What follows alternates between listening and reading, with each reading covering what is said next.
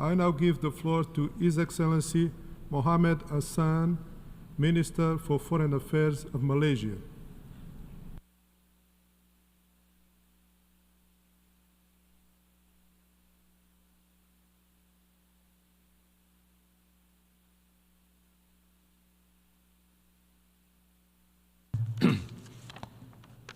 Bismillahirrahmanirrahim. Excellency, Mr. President, thank you for this opportunity to address the 79th session of General Assembly. Representing Malaysia, I stand before you today, Mr. President, reiterating our commitment to peace in line with the values enshrined in our esteemed charter. 79 years it has been since the founding of the United Nations. From the dust, the Second World War, we emerged, many of us as new nation states, with a shared goal to build a safer world. Yet, for many of us, it is not a safer world than it was 79 years ago. For many, it has only become a deadlier world. It has become a world in which war can be waged remotely and with impunity, a world in which a drone strike can fatally interrupt a lesson at school, a surgery in a hospital, or a convoy delivery humanitarian aid. We have lost, Mr. President, we have lost again these practices, yet our call for peace are repeatedly ignored and vetoed away.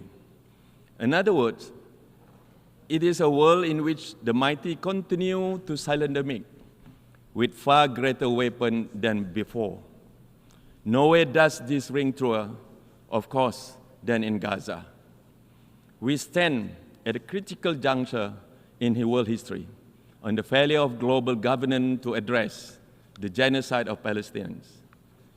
And it has echoed across the world on the abysmal response by world leaders to end these horrendous crimes. Yet, there are also many of us who have pursued justice for the people of Gaza. For almost 1 year now, we have raised our voices in protest and sought to establish a ceasefire. Again and again, our voices have been shut down in the Security Council through the power of veto. It is clear the mechanisms of Security Council have been abused to enable mass atrocities. Our failure to establish a ceasefire is no longer justifiable. We have run out of excuses, Mr. President. It is time to address the problem. The veto should not be exercised at will. There must be an exception in cases of crimes against humanity and attacks of civilian infrastructure. We must commit ourselves towards reform United Nations. Justice begins with ending impunity and ensuring accountability. For this to be realized, the undemocratic veto must be limited or abolished altogether. The humiliating paralysis of Security Council must be corrected through the empowerment of this General Assembly, where the voices of the majority prevail. Understand this, our willingness to reform is a matter of life and death of countless innocent people. There are children dying between missile strikes and between the words that we speak today. Mr. President, the theme of this General Assembly session is leaving no one behind.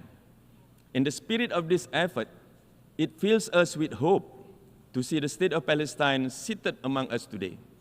Malaysia lauds the 143 member states for their support in extending the UN's principle of equality among nations to the state of Palestine this year.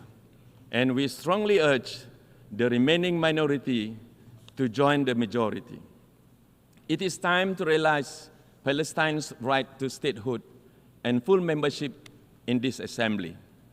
It is only through the elevation of dialogue and diplomacy that we can seek a long-lasting solution, not through collective punishment, not through man-made famine, and not through impunity and disregard for international law, Mr. President. Indeed, the elevation of dialogue and respect for international law have been compromised in this assembly for some time now.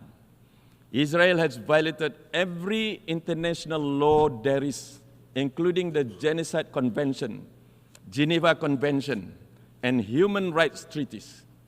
Just months ago, the world witnessed Israel's mockery and utter disrespect of the United Nations in this very hall with the insolent shredding of the United Nations Charter. Israel's actions with each passing day raise our doubt as to whether it actually believes in the UN system or values its membership in this organization. Its illegal occupation has entrenched a system of apartheid and discrimination against Palestinians. The Israeli regime has itself declared its intent to wipe out an entire population. This is, Mr. President, without question, a genocide. The United Nations must not remain idle.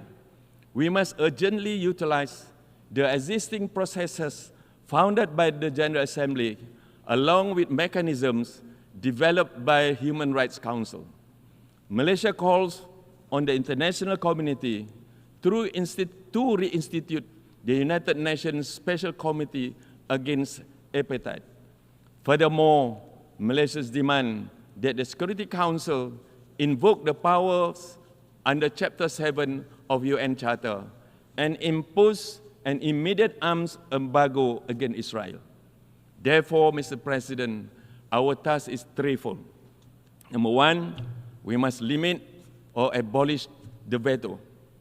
Number two, we must continue to empower the voices of the oppressed within this General Assembly.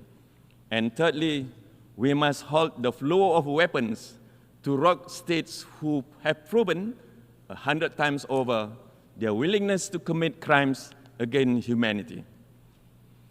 Although the powerful few may behave as though might is right, there be no question that in the United Nations, the voice of majority will not go ignored. Indeed, we must empower smaller countries to meet the challenges of our time. The international landscape is in flux, Mr. President. Superpower rivalries, global economic uncertainties, climate change, unequal development, and the many misfortunes that come with it. Countries situated in Southeast Asia are no exempt from these worries. Yet, through the decades, we have not only endured, but overcome many of our shared hurdles together. We have achieved this together, the ASEAN way. Through ASEAN, we have propelled ourselves to get forward within the international architecture by bolstering peace, security, economy, and regional identity. Yet, the years ahead will profoundly test us. ASEAN resilience, ASEAN shared norms and identity, and ASEAN processes and mechanisms. Malaysia stands ready to assume the chairmanship of ASEAN in 2025, and we are fully cognizant of reasserting ASEAN in the driver's seat of the Asia-Pacific region. Our chairmanship will focus on the region's drive for future readiness. We will emphasize reinforcement of global aspirations, inclusive and people-driven policies, and future-oriented mechanisms. We will aim to fortify ASEAN centrality amid the emergence of multilateral pacts affecting the region. This is a key step to prevent the region from becoming entrapped in unnecessary geopolitical rivalry or possible escalation. Mr. President, ASEAN centrality must also involve managing the most critical issues of the South China Sea. This body of water, rich in resources and carrying the vital shipping line, has become a flashpoint of rising geopolitical tensions. Escalation of rhetoric is a dangerous path to follow.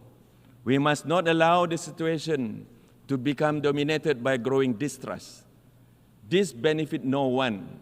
It only further undermines security and destabilizes global trade.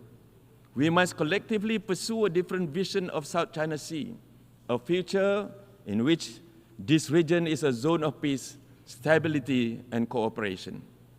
We must adopt a collaborative approach embedded in diplomacy and dialogue. Thus, I call upon all countries to abide by the UNCLOS in the conduct of maritime governance. We must prioritize peaceful coexistence. This is also one of the many reasons the member states must continue to work together with regards to Myanmar.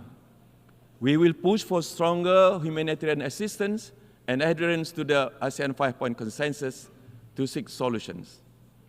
We will do it as one. The diversity of our region, far from being an obstacle, is symbolic of our power to build bridges.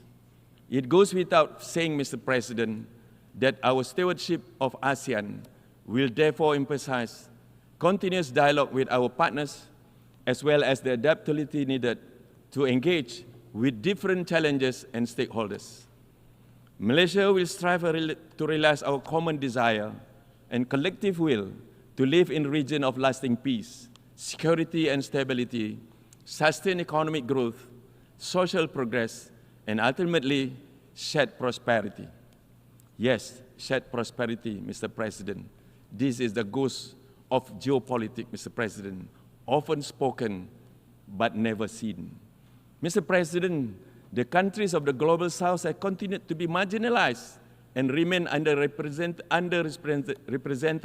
on many fronts. Global socio-economic development, climate mitigation efforts, education, health, and infrastructure development.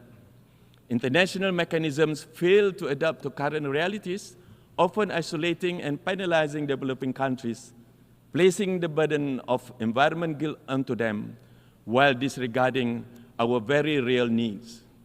The lack of infrastructure, technology, and resources has prevented developing countries from fully engaging in international systems and aspirations.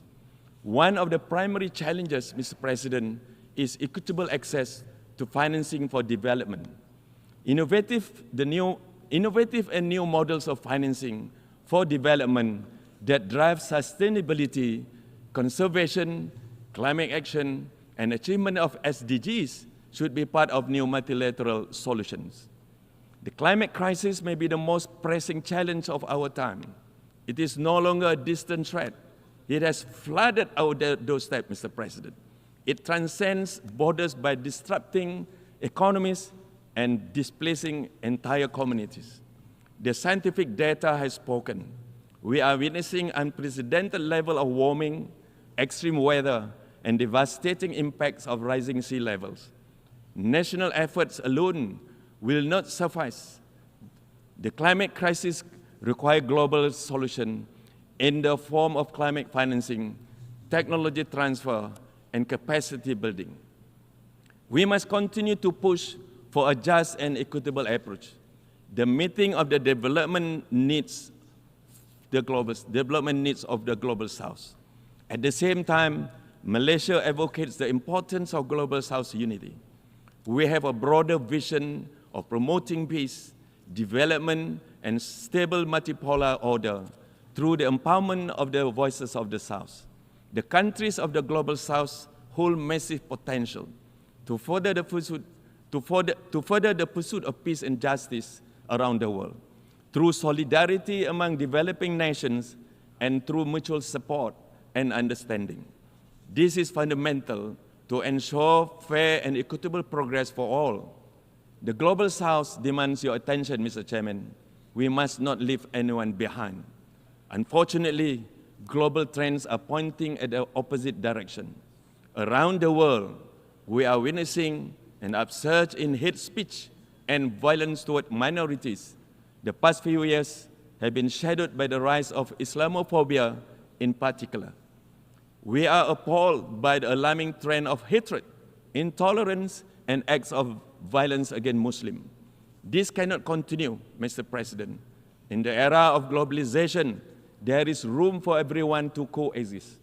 And it is our job, under the banner of a united world, to ensure that peace will prevail. We must take action now. Malaysia urged for the prompt appointment of the UN Special Envoy to combat Islamophobia. We stand ready to support any efforts undertaken by the UN towards nurturing dialogue between communities that will promote worldwide acceptance and understanding.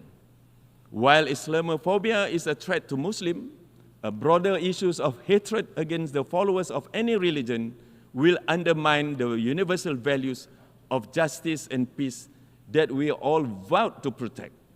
Mr. President, we stand on the eve of the 80 years of United Nations.